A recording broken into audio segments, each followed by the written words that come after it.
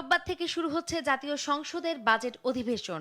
গুরুত্বপূর্ণ এই অধিবেশন শুরুর আগে শনিবার বিকেলে প্রধানমন্ত্রী তারেক রহমানের সভাপতিত্বে জাতীয় সংসদ ভবনে বসে সরকার দলীয় সংসদ সদস্যদের সংসদীয় সভা। সংসদীয় এই সভায় শুরুতে স্বাগত বক্তব্য দেন স্থানীয় সরকার, পল্লী উন্নয়ন ও সমবায় মন্ত্রণালয়ের মন্ত্রী মির্জা ফখরুল ইসলাম আলমগীর।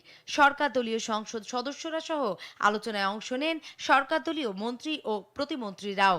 আর সমাপনী বক্তব্য দেন প্রধানমন্ত্রী ও সংসদ নেতা তারেক রহমান। পরে গণমাধ্যমের কাছে বৈঠকের বিষয়বস্তু তুলে ধরেন চিফ হুইপ নুরুল ইসলাম মনি। বলেন, শিক্ষা, স্বাস্থ্য, সড়ক ও নৌ যোগাযোগ ব্যবস্থাপনা সহ বিভিন্ন উন্নয়ন প্রকল্প সহ নানা বিষয়ে আলোচনা হয়েছে। জানিয়েছেন 15 জুন তারিখে সম্পূরক বাজেট পাশ করা হবে। তারপর সংসদে আলোচনা করে চলতি মাসেই তা পাশ করা হবে। 12 তারিখ, 13 তারিখ শুক্রবার শনিবার থাকবে, বন্ধ থাকবে। 14 তারিখ 15 তারিখে বিকালবেলা সম্পূরক আমরা বাজেট পাশ করব। 16 তারিখ থেকে বাজেট ডিসকাশন হবে। সেই জন্য আমরা হয়তো সকাল বিকাল সেশন করতে পারি। চিফ হুইপ বলেন, সংস্কার যা হওয়ার তা আগেই হয়ে গেছে, এখন যা হবে তা সংশোধন। জুলাই সনদের দাড়ি কমা অক্ষর তা সবই থাকবে। তারেক সাহেব বলছেন কমা দাড়ি কলা সিঙ্কল মতো সংবিধানে মানে কি বলে জুলাই সনদ বাস্তবায়ন করবেন। এটা আমাদের যেটা বলেছে। চীনের সঙ্গে হাসপাতাল নির্মাণে 5টি চুক্তি হয়েছে।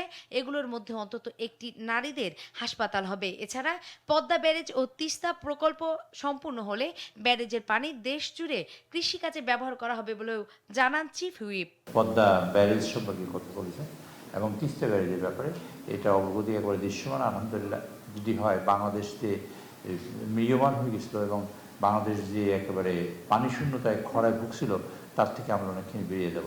পৃথিবীর সব দেশেই যুগের প্রয়োজনে সংবিধান সংশোধন হয়।